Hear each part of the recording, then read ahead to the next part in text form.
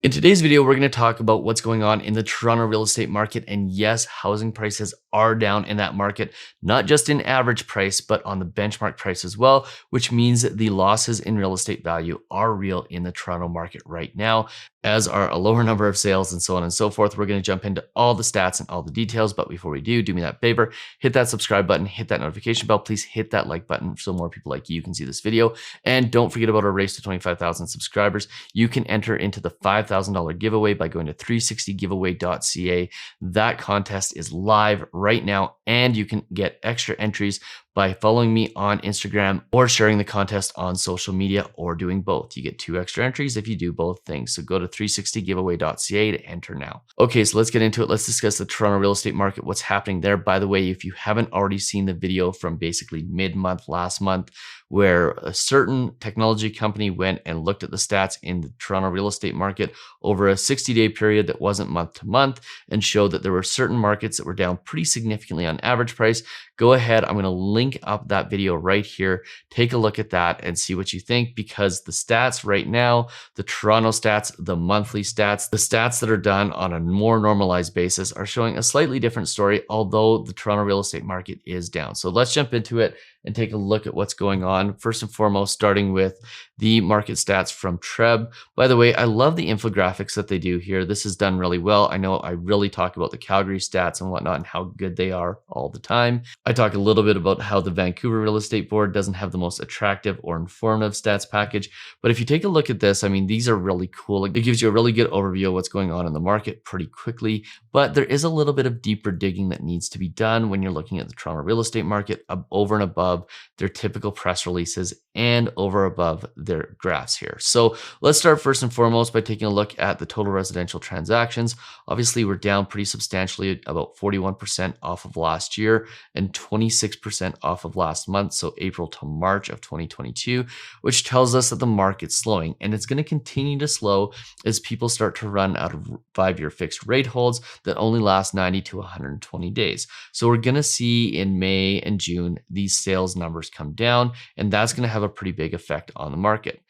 But that's not to say that housing prices aren't significantly higher than they were last year and aren't continuing to stay high. Because if you look at the year over year average house price in Toronto, we're looking at 1.25 million compared to 1.09 million last year, which means we're up about 15%. Now, here's a seasonally adjusted number off of March. And what you can see is that the average price is down pretty substantially, about 6.5% compared to last month. Now, one thing to keep in mind here is that this is the average price, not the benchmark price. And the reason for this, as we talked about in the Vancouver videos, is that higher end properties are tending to sell less as interest rates start to go up, and as the qualifying for those massively priced houses tends to get tighter and tighter. So we expect that the average price is going to come down more than the benchmark price, because we're seeing those high-end sales come off. They're generally the first sales that come off when we start to see a market cool down. And there's no doubt about it, the market in Canada is cooling. The question is how much, and are we headed for a crash? And we've talked about this in multiple videos. The crash word is a pretty big word, that 30 to 40% drop that some people seem to be hoping for. By the way, be really careful what you wish for. If you're looking for that drop, you're going to see a lot of other pain in other areas of your finances and other areas of the economy. Don't think that if we see a 30 or 40% drop that you aren't going to be affected. Look at what happened in the US in 2008. So is a crash in the cards? Probably not, but is a correction in the cards? Absolutely, because as we see interest rates go up, and we've talked about this a lot, a 1% increase in interest rates leads to about a 10% reduction in buying power, which means we've got that headwind automatically right now. And as interest rates go up further, that headwind is going to get harder and harder. Now, going in and taking a look at new listings, this is part of the reason why we're not seeing housing prices come down a ton, is because we have significantly less listings than we had last year.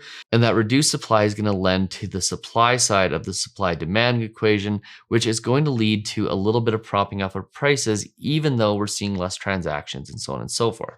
So it doesn't necessarily mean that the market's crashing, but what it does mean is that supply is getting reduced, and that's going to help prop up prices a little bit, even in the face of lower demand and higher interest rates. And because of that reduced reduced supply, what we're seeing is that we're seeing the number of days it takes for properties to sell is pretty much about the same. Now, going back up and taking a look at this average price, because I think it's important to talk about average price versus benchmark price. We've talked about this in the Calgary market and in the Vancouver market and in the Fraser Valley market. And this is really important to note because if you take a look at this number, it shows about an $80,000 drop in housing prices over the last month. But we need to look to the HPI benchmark price because the benchmark price tells a different story. So this is the benchmark price for April, and this is the number we want to look at is 1,354,000. So what the benchmark price is it is the average property, the typical property that is being bought and sold in a market. And that typical property is where the greatest number of transactions happen. And that's the number that is typically more telling of what's going on in a real estate market. And what we can see is for April of 2022, it was sitting at about 1,354,000. And what I want to compare this to is March, because that March number, if you look at the average price, we're down about $80,000. But if you take a look at March's number here on the benchmark price, 1,376,000 compared to that 1,354,000, on an average home, we're only down about $20,000. And that is a pretty insignificant number when you look at total housing values. So this is what we need to really pay attention to is what's happening in the average market, because we're seeing people push down from a qualifying perspective. We're seeing people still having high demand for the typical type of home. And what that means is that housing price is probably going to stay pretty flat for a while. Could we see it come off 5, 10, 15%? Absolutely.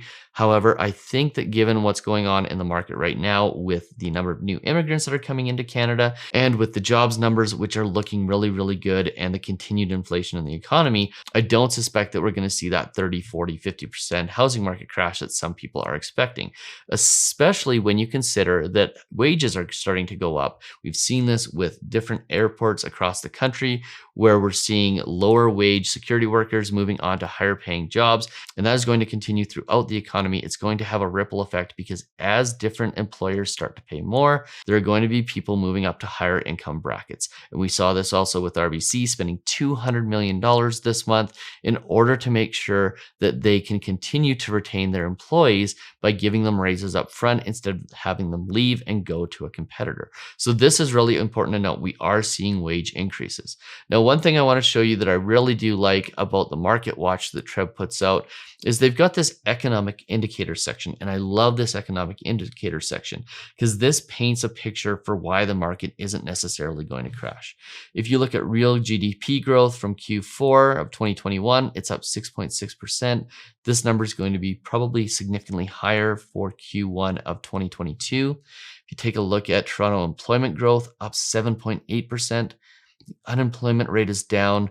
Inflation is obviously up. Bank of Canada rates obviously up. Prime rates obviously up. By the way, Toronto, do better on your mortgage rates because we know that these aren't the rates that people are paying typically, especially when you consider that most banks end up charging people what brokers would end up charging people anyways. So maybe we could clean these up and get some lower mortgage interest rates notated here.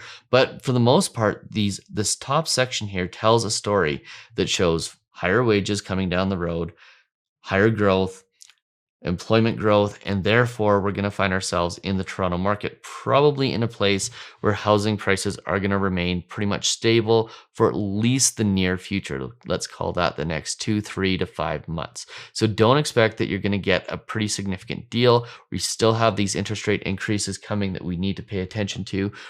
We're going to see what happens there. And as those interest rate increases happen and other factors in the economy start to play out, only time will tell what's really going to happen in the Toronto real estate market. But don't get your hopes up on a major crash because the things that cause major crashes are not the things that we expect. They're the totally unexpected that comes out of nowhere. And right now, the things that we're looking at, the data that we're looking at, other than higher interest rates and inflation, tells us that the real estate market is sound across Canada. 3 to 6 months down the road, could we be singing a different song? Absolutely. But as of right now, the fundamentals tell us that the market should stay pretty much flat for the next little while. If market mentalities change and the herd mentality turns into the market's going to crash, could that change it? Absolutely. But for the most part, it's probably going to be status quo for the next little while. Again, if you haven't seen that video on the Toronto real estate market from last month, go ahead, take a look at that. We've also got some interest rate videos that we've been putting up this week. We've got a really good one on variable rates and what you need to know if you have a variable rate mortgage. Watch those, and we'll see you on the very next video. Cheers.